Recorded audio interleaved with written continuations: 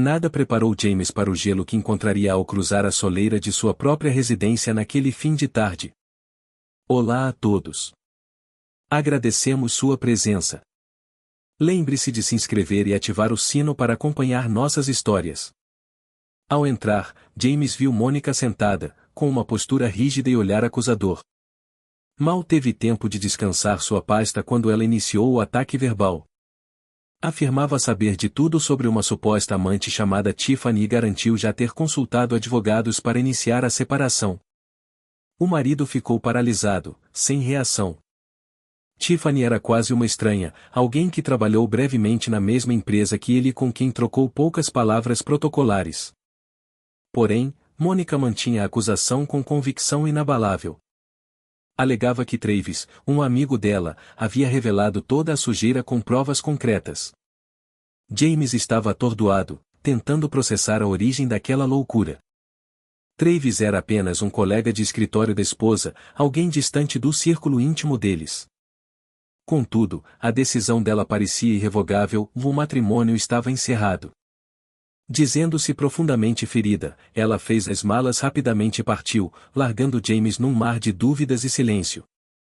A ruptura foi abrupta, sem brigas prévias ou sinais de desgaste evidente. Era como se ela tivesse acumulado munição para um ataque surpresa. James virou a noite acordado, revirando a memória em busca de qualquer deslize, mas sua consciência estava limpa. Tiffany não significava absolutamente nada para ele. Na manhã seguinte, buscou esclarecimentos com a própria Tiffany. A mulher ficou chocada ao ser contatada, confirmando que mal sabia quem ele era fora do ambiente corporativo. Essa reação acendeu um alerta, e Travis, o informante solícito, estava mentindo. Aquele homem havia fabricado uma narrativa para incriminar James, e Mônica, por alguma razão, comprou a história imediatamente. O marido traído decidiu não confrontar, mas sim apurar os fatos. Passou a vasculhar registros antigos, horários e extratos bancários. As contas não fechavam. Mônica alegava horas extras, mas o cartão de crédito registrava pagamentos em hotéis locais.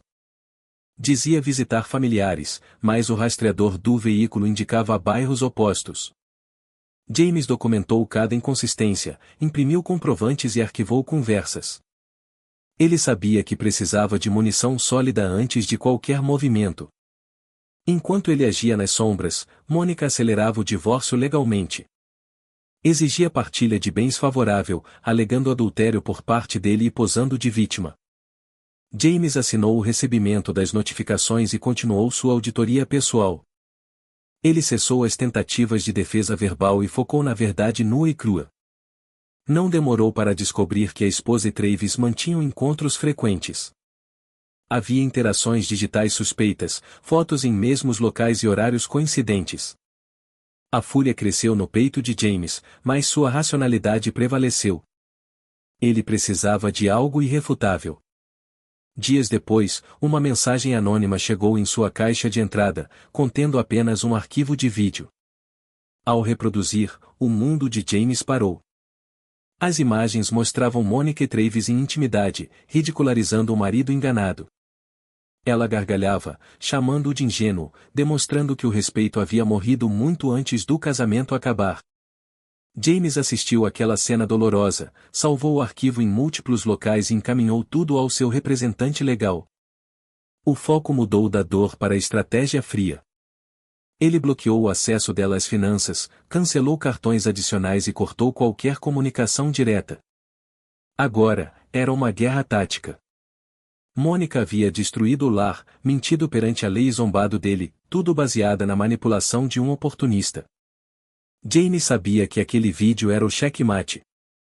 Após o choque inicial, a mente de James clareou. A traição de Mônica com Travis explicava tudo, a frieza repentina, a pressa em sair de casa, a acusação infundada. Era uma cortina de fumaça. Tiffany foi apenas um bode expiatório conveniente. Travis criou a mentira perfeita, insinuando saber de algo grave, e Mônica, já insatisfeita e propensa ao erro, agarrou-se àquela desculpa para justificar sua própria infidelidade. Era mais fácil vilanizar o marido do que admitir sua falha moral. Travis jogou sujo, dizendo ter visto James com a outra, fabricando provas visuais que nunca existiram de fato. Ele se fingiu de amigo preocupado, manipulando a vulnerabilidade dela. Mônica, por sua vez, começou a enxergar maldade onde não existia, distorcendo a realidade para validar sua escolha de trair. O casamento, talvez já enfraquecido pela rotina, ruiu com esse empurrão final.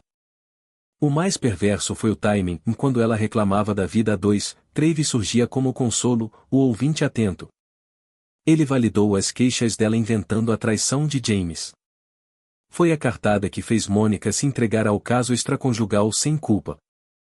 Ela não foi apenas uma vítima de mentiras, ela desejou que fossem verdade para se sentir livre. James montou esse cenário não só pelo vídeo, mas pelo cruzamento de dados. Datas batiam com as mentiras dela. As reuniões de trabalho eram, na verdade, tardes em motéis. A agenda corporativa dela estava vazia nos dias em que sumia. Cada peça do quebra-cabeça confirmava a premeditação. O que mais doeu foram as risadas no vídeo. Não era só traição carnal, era desdém pelo caráter dele. James encarou a imagem congelada na tela, vendo o retrato da deslealdade. A mágoa era profunda, mas não o paralisaria. Aquilo seria o instrumento de sua redenção e a queda dos conspiradores. Ele agiu rapidamente no banco, protegendo seu patrimônio, e instruiu o advogado a preparar a defesa baseada na verdade absoluta. Nos tribunais, lágrimas não valem tanto quanto evidências. E ele tinha a prova definitiva. James percebeu que perdeu a esposa no momento em que ela confiou mais num estranho do que na vida que construíram juntos. O destruidor de lares usou palavras venenosas, e agora provaria do próprio veneno publicamente. A data da audiência chegou. James levantou-se determinado, vestiu seu melhor terno e partiu para o confronto final. No trajeto, repassou mentalmente todo o calvário, das noites insones, a falsa culpa, a descoberta da farsa. Ele optou pelo caminho da justiça e o silêncio seria sua melhor resposta. Mônica já estava lá, ao lado de sua defensora, exibindo um misto de arrogância e vitimismo. Não dirigiu o olhar a ele, confiante na narrativa que havia construído. O magistrado iniciou a sessão. A advogada dela atacou primeiro, pintando James como o adúltero cruel que destruiu o psicológico da pobre esposa. A história seria comovente se não fosse inteiramente fabricada. Tiffany sequer foi citada com provas, apenas em relatos vazios de Travis, que nem presente estava. Quando a vez da defesa chegou, o advogado de James foi cirúrgico.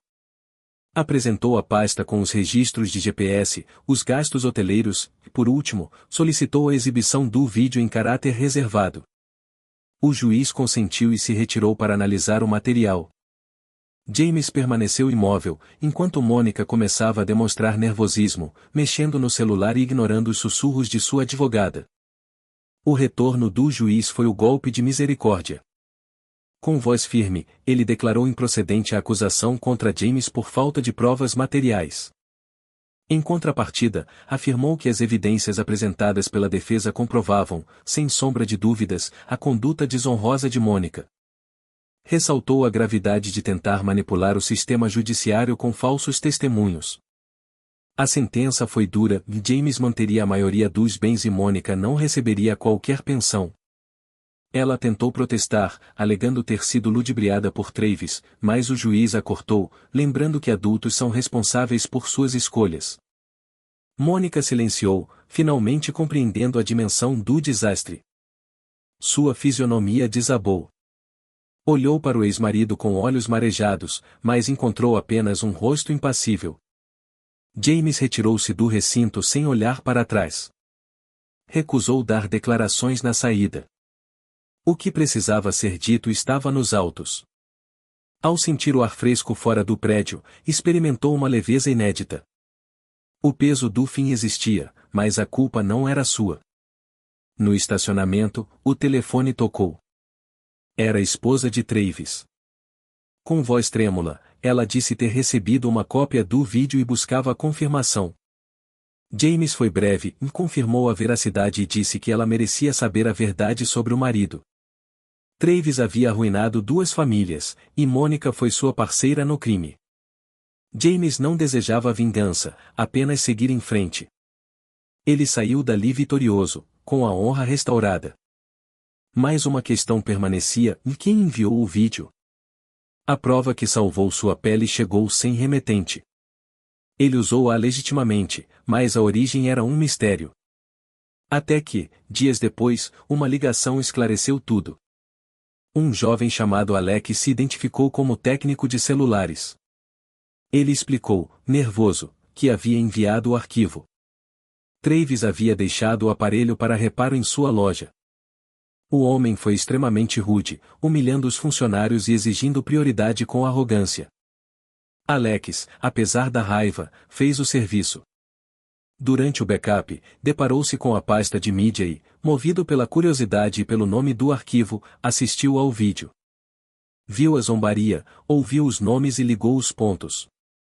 A postura prepotente de Travis na loja refletia o comportamento no vídeo. O técnico decidiu que aquele sujeito não merecia sair impune. Usou as informações citadas na gravação para localizar James nas redes sociais e enviou a prova.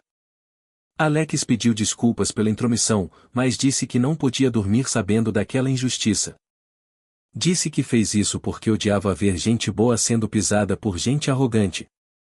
James agradeceu profundamente, reconhecendo que aquele ato de coragem salvou seu futuro. Ao desligar, James refletiu sobre como o destino age por linhas tortas. Um técnico ofendido, um cliente soberbo e um vídeo esquecido mudaram tudo. O tempo curou as feridas. James reconstruiu sua vida com dignidade. Seus negócios prosperaram e ele usou a experiência traumática como combustível para evoluir pessoalmente. Cercou-se de gente honesta e eliminou a toxicidade. Mônica, por outro lado, colheu tempestades. Teve que se mudar para um bairro inferior. A fofoca se espalhou e ela perdeu o círculo social. Travis também foi abandonado pela esposa, que limpou as contas bancárias antes de sair. Ele tentou reatar com Mônica, mas ela, sentindo-se usada, rejeitou-o. Sem o suporte financeiro de James e com a reputação manchada, Mônica enfrentou o desemprego. Tentou recomeçar em vários lugares, mas o passado a perseguia. Empreendimentos falharam e a solidão bateu à porta. Num momento de desespero, ela enviou uma longa mensagem a James, pedindo perdão e sugerindo uma reaproximação amigável. Admitiu que Travis mentiu sobre tudo e que ela errou ao acreditar no que lhe convinha. James leu, respirou fundo e respondeu com polidez e distanciamento. Disse que a perdoava, pois guardar rancor é beber veneno, mas que a confiança quebrada jamais se refaz. Ele havia aprendido a se valorizar. Meses depois, James foi jantar num restaurante sofisticado com Megan, sua nova companheira. O clima era de alegria e cumplicidade. Ele nem notou que, ao fundo, Mônica o observava. Ela trabalhava lá agora, gerenciando o salão.